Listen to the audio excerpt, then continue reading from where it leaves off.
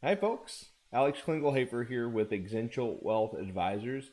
It's 7 o'clock here in the middle part of the country. It's Wednesday, April 14th, 2021. Here is your morning jog around the economic headlines of the world. Today is the day. It's Coinbase's big IPO day. Of course, it's a direct listing, not an IPO. That's sort of just a difference in technicality. The shares are going public today with a reference price around $350 that would value the company about $65 billion in terms of market capitalization. That's the size of the company. That would make it one of the biggest 100 companies in the US. In my opinion, this is the biggest IPO since Twitter, and that was more than half a decade ago in terms of the euphoria, in terms of the overall momentum behind the name. It's going to be wild to see how the name trades. And here's why I think it's important. There are asset managers who would not, for any reason, own crypto in their portfolios directly that are going to want a piece of Coinbase because they're a company that makes fees off of crypto. So again, I think this is going to be a very interesting story to watch. There's going to be a big price swing early in the day and maybe throughout the day. It'll be interesting to see how Coinbase moves throughout the day.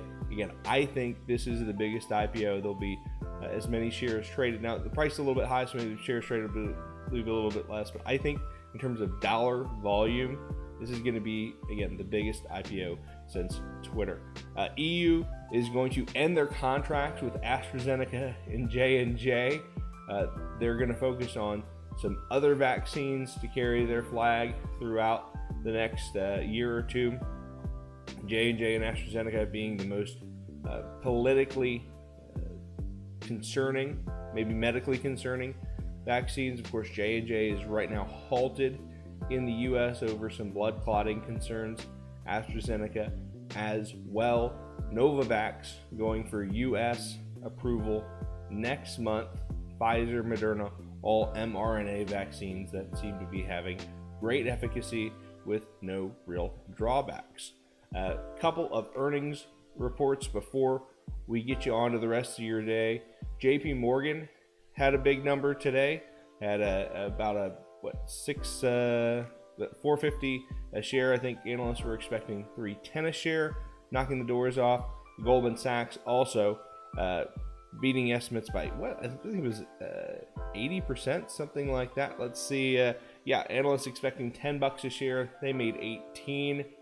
Both of those companies really benefited from that big explosion in SPAC, special purpose acquisition companies, blank check companies that are going and looking to find these private deals. Goldman, JPMorgan made a ton of fees from those deals. Those profits are flowing into their bottom lines. Earnings season, we're often started.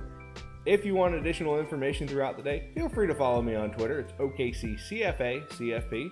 Until then, I'm out.